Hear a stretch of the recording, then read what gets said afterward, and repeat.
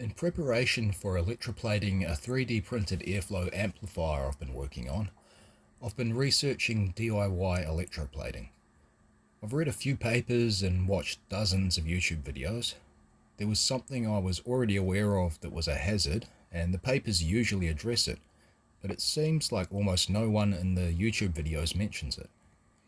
And that is in regards to using salt to increase the conductivity in DIY solutions.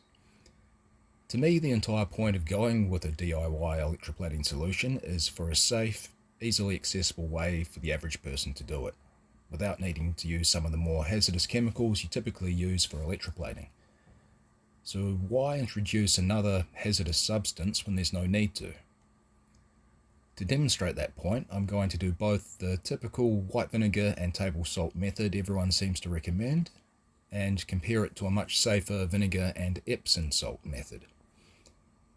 Now, Epsom salt is just magnesium sulfate, commonly used as a bath salt for relaxation and helping with sore muscles, or as a natural way of increasing magnesium levels in soil for gardening.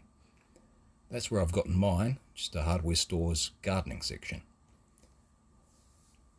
For making the nickel solution, using white vinegar, Epsom salt and nickel as the cathode and anode, we end up with the nickel acetate we want. And we will still get some hydrogen gas produced at the negative connection, but in small concentrations, hydrogen is harmless to you. It can actually have some therapeutic benefits to it, but don't go breathing these bubbles during electroplating. There's probably still some things that aren't great to be breathing in there too. This brings us to the vinegar and table salt mix. Table salt is sodium chloride, and when you pass an electrical current through a solution that contains sodium chloride, you produce chlorine gas. That's what we see here bubbling off the nickel cathode along with the hydrogen it's producing. If you didn't know already, chlorine gas is something really nasty you do not want to breathe in. I wouldn't even be doing this demonstration if I were indoors. I'm doing this outside in open air. I understand why people go with it anyway. Both of these solutions, the Epsom salt mix and the table salt mix, were running for 1 hour each, and the table salt solution is noticeably darker, meaning it has more nickel ions dissolved in the solution. Just compare what the anodes used in each look like. The Epsom salt one looks barely dissolved at all, while the table salt one is heavily corroded and dissolved.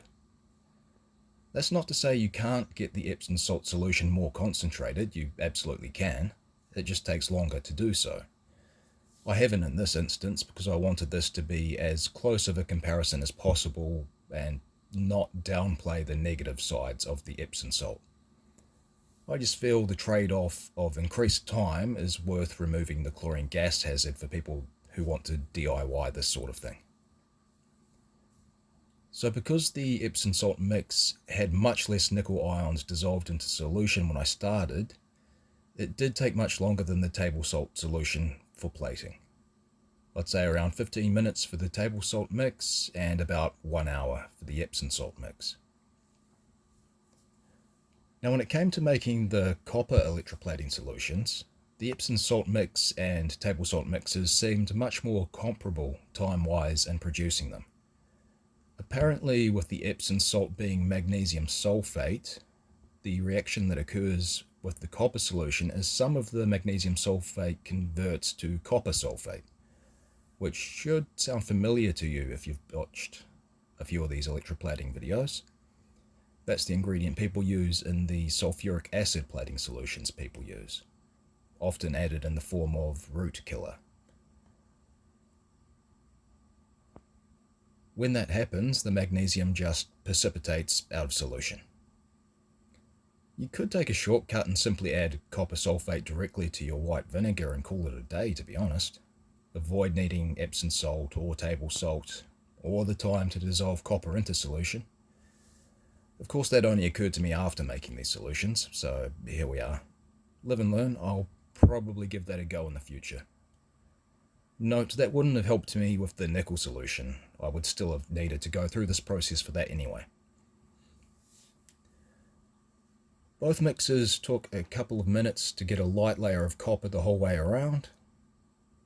In the end, comparing the two solutions plating results, I'm hard pressed to see any difference in the quality.